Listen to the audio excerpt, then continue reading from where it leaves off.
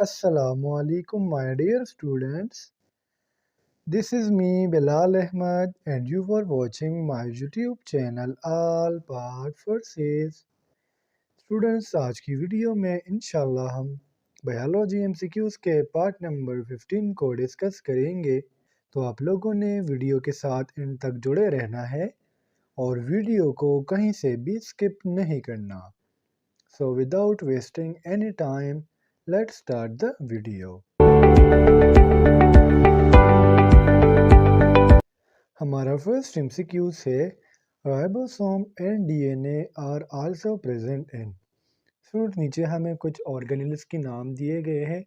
Organelles हमारे पास ऐसे small things होते हैं, ऐसे स्मॉल पार्टिकल्स होते हैं जो हमारे सेल के इनसाइड प्रेजेंट होते हैं, वो एक प्रॉपर फंक्शन परफॉर्म कर रहे होते हैं। तो इसमें जो माइटोकॉन्ड्रिया है ये एक ऐसा ऑर्गेनेल है जिसमें अपने राइबोसोम भी है और अपना डीएनए भी है, जिसकी वजह से स्टूडेंट्स हम माइटोकॉन्ड्रिया को सेल्फ रेप्लिकेटिंग ऑर्गन भी कहते हैं। अगर हम माइटोकॉन्ड्रिया को अपने हालत पर छोड़ दे तो ये क्या कर सकता है, अपने आप को रिप्लिकेट कर सकता है, अपने आप के नंबर को ज़्यादा कर सकता है। रीज़न क्या है कि अपने आप को ना रिप्लिकेट कर सकता है? रीज़न ये है कि इसमें राइबोसोम भी है और साथ साथ डीएनए भी है, जिसकी वजह से हमने इसको सेल्फ रेप्लिकेटिंग ऑर्गन कहा। और फ्रेंड जो माइटोकॉन्ड्रिया है इसको केलेकर ने for the first time discover किया था 1850 में। क्यूज नंबर 2 है हमारा percentage of water in brain cell is. Student first of all मैं आपको ब्रेन थोड़ा सा एक्सप्लेन करना चाहूँगा कि ब्रेन क्या है। बेसिकली स्टूडेंट देखिए ब्रेन जो है ये हमारा मेन कोऑर्डिनेटिंग सेंटर है, जिसके हमारे पास 3 पार्ट्स है, fore brain, mid brain and hind brain. तो ब्रेन जो है हमारी बॉडी के तमाम फंक्शन को कंट्रोल करता है।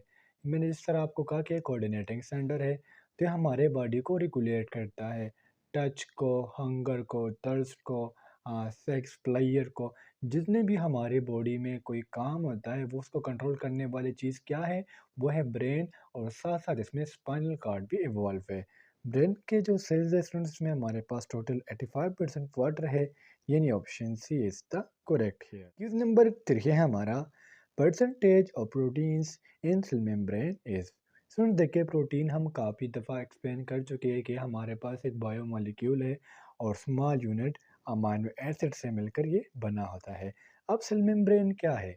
देखिए सुन सेल मेम्ब्रेन, मेम्ब्रेन हम कहते हैं पर्दे को, और सेल हमारे पास क्या है, एक खलिया है। कि बाहर सेल के बाहर जो पर्दा प्रेजेंट होता है इसको हम कहते हैं सेल मेम्ब्रेन। सेल मेम्ब्रेन काम क्या होता है, इसने सेल को स्ट्रेंथ देना होता है, ये एक इन्वेलप का काम करता है। असल जो सेल मेम्ब्रेन है ये हमारे पास सेमी परमिएबल भी हो सकता है और नॉन परमिएबल भी हो सकता है। इसका मतलब ये है कि इसके अंदर जो आयंस अंदर जाएंगे या बाहर जाएंगे वो इसके मर्ज़ी के मुताबिक जाएंगे। अब मैंने आपको एक मॉडल भी समझाया था, fluid mosaic model of cell membrane. उसके मुताबिक हमारे पास जो सेल मेम्ब्रेन है इसमें हमारे पास टोटल 60 to 80% प्रोटीन है, यानी option C is the correct here. और बकाया जो 20% है इसमें लिपिड्स आते हैं। नंबर 4 है हमारा and chloroplasts the main energy stores are. देखिए स्टूडेंट्स क्लोरोपाइड्स क्या है? क्लोरो हम कहते हैं ग्रीन और पाइड्स हम कहते हैं प्लांट्स को। क्लोरोपाइड्स हमारे पास बेसिकली ग्रीन एलजी है। अब एलजी क्या है ये तो मैं आपको यहाँ एक्सप्लेन नहीं कर सकता, लेकिन इसके ऊपर मेरा एक प्रॉपर लेक्चर पड़ा हुआ है बायोलॉजी में। क्लोरोपाइड्स जो हमारे पास एलजी की एक टाइप है जिसको हम कहते हैं ग्रीन एलजी। अब इसमें जो फूड स्टोर्ड होता है वो है स्टार्च, यानी option B is the correct here. जिस तरह हमें जो स्टोर्ड फूड है वो है ग्लाइकोजन, ग्रीन एलजी में जो स्टोर्ड फूड है वो स्टार्च। इसके अलावा अगर मैं रेड एलजी की बात करूं तो उसमें जो स्टोर्ड फूड है वो है फ्लोरिडीन, और अगर हम ब्राउन एलजी की बात करें तो उसमें जो स्टोर्ड फूड है वो है मैनिटोल। एमसीक्यू नंबर 5 है हमारा which of the following is most toxic. नीचे हमें कुछ ऑप्शंस दी गई है, हमें कुछ केमिकल्स के नाम दिया गया है और इसमें जो मोस्ट टॉक्सिक है वो है अमोनिया, यानी option A is the correct here. Since ammonia जो है अगर इसके हम 1 ग्राम अमोनिया की अगर मैं बात करूं, अगर मैंने इसको डिटॉक्सिफाई करना हो तो इसके लिए मुझे 500 ml वाटर की ज़रूरत होगी। जब मैं 1 ग्राम अमोनिया में 500 ml ऑफ वाटर ऐड करूंगा तो इसके बाद ये हमारे पास डिटॉक्सिफाई होगा। नंबर 6 है हमारा which of the following organ is responsible for blood filtration.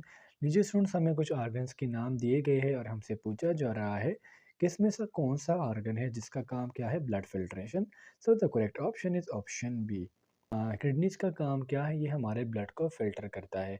अब वो जो प्रोसेस है ये बहुत ज़्यादा कॉम्प्लिकेटेड है, तो इसलिए इंशाल्लाह मैं इस पे कल एक सी वीडियो बनाऊंगा कि किडनीज जो है ब्लड को किस तरह फ़िल्टर करते हैं। अब हम किडनी के ऊपर थोड़ी सी बात कर लेते हैं। जिस तरह मैंने आपको कहा कि एक फिल्ट्रेशन ऑर्गन है। इसके अलावा स्टूडेंट्स अगर हम इसके शेप को देखें तो ये हमारे पास एक बीन शेप स्ट्रक्चर है और इसका कलर रेड टू ब्राउन होता है। और अबाउट फिस्ट साइज, अगर आप अपने फिस्ट को बंद करें तो इतनी साइज की आपकी किडनी होती है। क्वेश्चन नंबर 7 है हमारा, which of the following organ is responsible for body metabolism. Sir metabolism क्या है, हमारे बॉडी में जो एक चीज़ के बनाने की या एक चीज़ को ब्रेक डाउन करने की जो प्रोसेस है इसको हम कहते हैं मेटाबॉलिज्म। यानी अगर मैं आपको सिंपल सा बताऊं तो जितने भी हमारे बॉडी में कंस्ट्रक्टिव प्रोसेस है और साथ साथ जितने भी डिस्ट्रक्टिव प्रोसेस है इसको हम कहते हैं मेटाबॉलिज्म। और मेटाबॉलिज्म में हमारे पास जो मेन ऑर्गन है वो है लिवर, यानी option B is the correct here. So उस लीवर के बारे में मैं आपको काफ़ी इन्फॉर्मेशन दे चुका हूँ कि हमारे पास सबसे बड़ा इंटरनल ऑर्गन है जो मोर देन 100 फंक्शन हमारी बॉडी में परफॉर्म कर रहा होता है। अब इन्होंने क्यों कहा कि लिपिड लिवर जो है ये बॉडी मेटाबॉलिज्म के लिए रिस्पॉन्सिबल है। देखिए स्टूडेंट्स, अगर आपने एक्स्ट्रा ग्लूकोज को स्टोर करना हो तो ये भी लीवर का काम है।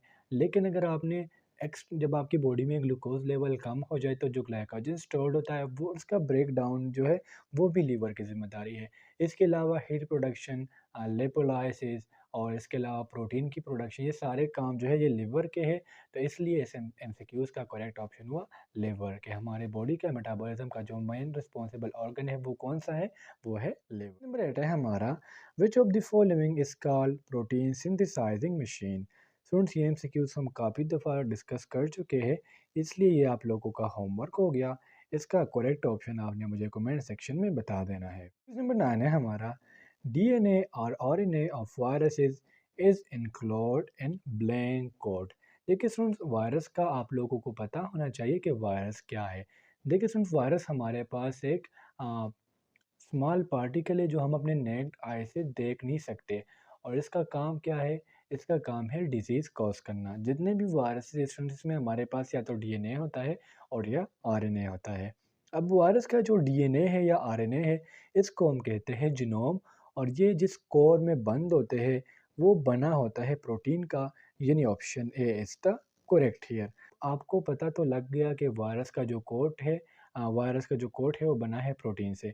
लेकिन हम जानते हैं कि इस कोड का नाम क्या है। तो इस कोड का नाम है कैप्सिड, जो कि स्मॉल यूनिट और made of protein known as capsomere उससे मिलकर बना होता है। नंबर 10 है हमारा, other name for kingdom Monera is. Kingdom Monera में हमारे पास बेसिकली आती है बैक्टीरिया, और इसका जो अदर नाम है वो है किंगडम प्रोकैरियोटी, यानी option B is the correct here. Pro mean before and karyon mean nucleus, यानी वो सेल जिसमें हमारे पास मेम्ब्रेन बॉन्डेड ऑर्गेनेल नहीं प्रेजेंट होंगे, उसमें एक अदर रीजन प्रेजेंट होगी, न्यूक्लियर रीजन। ऐसे ऑर्गेनिज्म को, ऐसे ग्रुप को हम कहते हैं किंगडम प्रोकैरियोटी। नंबर 11 है हमारा, amoeba belongs to which kingdom. Amoeba जो है हमारे पास कौन से किंगडम में आती है, तो इसका जो करेक्ट ऑप्शन है वो है प्रोटेस्टा, यानी option C is the correct here. Students, amoeba क्या है, अमीबा हमारे पास एक स्मॉल यूनिसेलुलर ऑर्गेनिज्म है जो मूव करता है with the help of pseudopodia. अब सूडोपोडिया क्या है मैं आपको ये थोड़ा सा एक्सप्लेन करना चाहूँगा।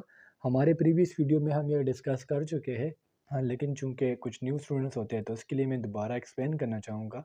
स्टूडेंट्स, अमीबा जिस तरह मैंने आपको कहा कि यूनिसेलुलर ऑर्गेनिज्म है, तो इनका जो साइटोप्लाज्म है ये उसमें चेंज करते हैं, एक्टोप्लाज्म को चेंज करते हैं एंडोप्लाज्म में, और एंडोप्लाज्म को चेंज करते हैं एक्टोप्लाज्म में। तो जिसके ज़रिए इनमें एक पावर स्पोर्ट बन जाती है जिसको हम कहते हैं सूडोपोडिया। तो with the help of that pseudopodia they can move. Ques number 12 है हमारा, the size of smallest virus is. सुन, जो सबसे स्मॉलेस्ट वायरस है उसकी साइज कितनी है। So the correct option is option B 20 nanometer. अब इस वायरस का नाम क्या है, इस वायरस का नाम है एडिनो वायरस। ये आपको लाजमी से याद होना चाहिए। एडिनो वायरस जो है ये सबसे स्मॉलेस्ट वायरस है और इसकी साइज है 20 नैनोमीटर। और एडिनो वायरस में हमारे पास जो जीनोम है वो है डीएनए। ये डिस्कवर हुआ था 1965 में। नंबर 13 है हमारा which of the following smallest known virus. जिस तरह स्टूडेंट्स एमसीक्यूज नंबर 12 में हमने ये जाना कि जो सबसे स्मॉलेस्ट वायरस है वो है एडिनो वायरस, लेकिन अभी जो हमें ऑप्शंस दी गई है हमसे पूछा जा रहा है कि इसमें सबसे छोटा कौन सा है। तो इसमें जो पोलियो वायरस है स्टूडेंट्स ये हमारे पास सबसे छोटा है, यानी option C is the correct here. Students polio virus आप लोगों को पता है कि काजल एजेंट है किस चीज़ का, पोलियो का। जो पोलियो डिजीज़ है जिसमें हमारे पास जो बच्चे होते हैं वो डिप्राइड हो जाते हैं, पैरालाइज्ड हो जाते हैं। इसका जो साइज़ है वो 25 नैनोमीटर से लेके 30 नैनोमीटर तक होता है। और जिस तरह मैंने आप लोगों को कहा कि इसके इर्द गिर्द जो कोट होता है जो प्रोटीन से मिलकर बना होता है, इसको हम कहते हैं कैप्सिड। और कैप्सिड जो है स्मॉल यूनिट से मिलकर बना होता है जिसको हम कहते हैं कैप्सोमर्स। तो इसमें जो हमारे पास कैप्सोमर्स है वो है 60। नंबर 14 है हमारा magnesium is present in which of the following. Students magnesium जो है ये हमारे पास प्रेजेंट होता है क्लोरोफिल में, यानी option C is the correct here. अब अगर आप क्लोरोफिल के स्ट्रक्चर को देखोगे तो स्टूडेंट्स इसमें सेंटर में होता है मैग्नीशियम, और इसके इर्द गिर्द जो हमारे पास नाइट्रोजन के रिंग होता है जिसको हम कहते हैं पायरोल रिंग। और अगर आपसे कोई पूछे कि हेमोग्लोबिन और साथ साथ क्लोरोफिल में मेन डिफरेंस किस चीज़ का है, तो वो है मैग्नीशियम का। अगर आप इस मैग्नीशियम को हटाते हो, इसकी जगह Fe लगाते हो, फेरम लगाते हो, आयरन लगाते हो, तो ये फिर बन जाता है हेमोग्लोबिन। यूज नंबर 15 है हमारा which of the following group represent pathological fungi. Fungi को स्टूडेंट्स हम डिस्कस कर चुके हैं। अगर आप फंजाई को नहीं जानते तो आप फंजाई के प्लेलिस्ट में जाके इसकी तफसील से वीडियोस देख सकते हो। इसका जो करेक्ट ऑप्शन है वो है रस, मर्ट्स एंड मोल्ड्स।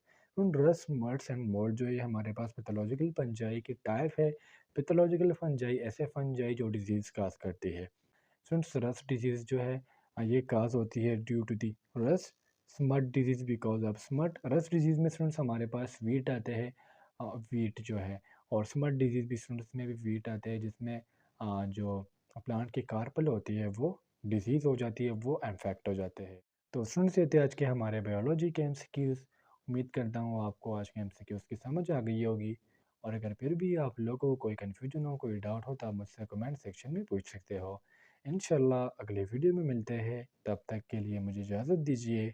मुझे अपने दुआओं में याद रखिए। अल्लाह हाफिज़।